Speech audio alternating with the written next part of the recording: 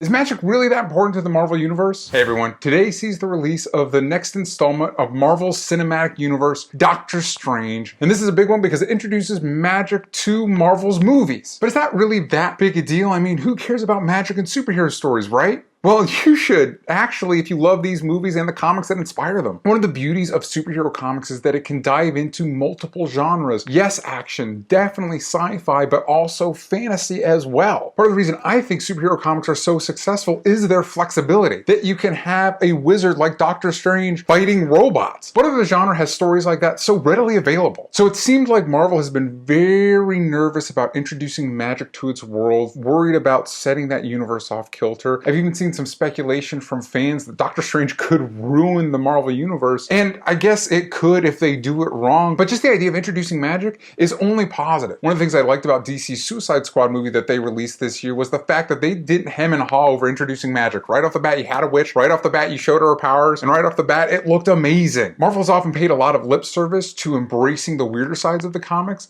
but it's been very tepid about dipping its toe into those waters. Guardians of the Galaxy is easily the weirdest Marvel movie, but if you ask some people, like maybe me, it wasn't even weird enough. Weird can be really good. Weird is fun. Comics have a lot of elements that are weird, and it utilizes them in really cool ways. But Doctor Strange isn't the only big leap in Marvel magic this week. We also got a new episode of Agents of S.H.I.E.L.D. that dived into Robbie Reyes' backstory as Ghost Rider in that show. And guess what? Spoilers if you haven't seen it yet, they introduced Johnny Blaze, the original Ghost Rider. Well, we assume it's Johnny Blaze. It looks like him. It's probably not Denny Ketch, although that would be cool too. And they explain that that is where Robbie got his spirit of vengeance. Almost like it's a curse that is passed on, which is a great way of explaining how he got it. A lot more streamlined than it is in the comics, where he's got a spirit of a serial killer in his body and connects him more deeply to the Ghost Rider mythos. And it's really cool. The sequence where they show how he got his abilities is one of the best sequences Agents of S.H.I.E.L.D. has ever done, in my opinion. Now, just as a quick aside, I know people have already been fan casting who they'd like to see play Johnny Blaze, and Norman Reedus is a big one, and that makes a lot of sense. He's hugely popular on The Walking Dead. He has a motorcycle, I get it. But for me, I can't get out of my brain Josh Holloway, most famously from Lost. Like, I just look at that guy and I immediately think what I imagine as Johnny Blaze. But Josh Holloway seems to be busy on another show right now, The Colony. So I was thinking about other actors that might be more free, and Timothy Olyphant immediately came to mind. If you've listened to me on my podcast with Sam Bashor, Only Stupid Answers, or any of these other shows, you know I'm a big Justified fan. And I think Timothy Olyphant would add an interesting, cool dynamic to Johnny Blaze and really bounce off well with this version of Robbie Reyes. All right, in truth, I'd love to see Nick Cage come back, but we all know that's not going to happen, right? But I really hope we see Johnny Blaze, not necessarily in Agents of S.H.I.E.L.D. I really would like to see Robbie Reyes get his own Ghost Rider TV series with Johnny Blaze in kind of a mentor role like he was with Danny Ketch. And you can give him those Hellfire guns. Not only that, in March, we're getting Iron Fist, who's another popular mystical hero, and we already got the Hand and Daredevil, and they were definitely mystical. It looks like Marvel's really embracing its more magical side, which is really great. They've got a ton of amazing magical characters that I would love to see in live action. Last week, I wasn't quite sure how I wanted to tackle Doctor Strange, and I asked you guys what angle I should take with the character. One of the responses I got was from Steve Corona, who suggested you should talk about the top magical heroes and top magical villains in comics. Now, I'm not going to dive into all of comics' mystical characters in this video, maybe another one down the line. I'm more focusing on Marvel's magic here, but I do want to take a second to list off some of the coolest Marvel magical characters. Obviously, of Ghost Rider and Doctor Strange. I had another question last week of if they'd ever teamed up, and the answer is of course they have, and it's so cool. And I'd love to see Robbie Reyes as Ghost Rider and Doctor Strange team up, maybe with Johnny Blaze in there and his Hellfire guns too. Why not? They could be battling the Hand. Let's do it. But you also have Blade, who would be great to see return to Marvel movies. His Wesley Snipes movies were very popular. One of my other favorite mystical heroes was when Frank Castle died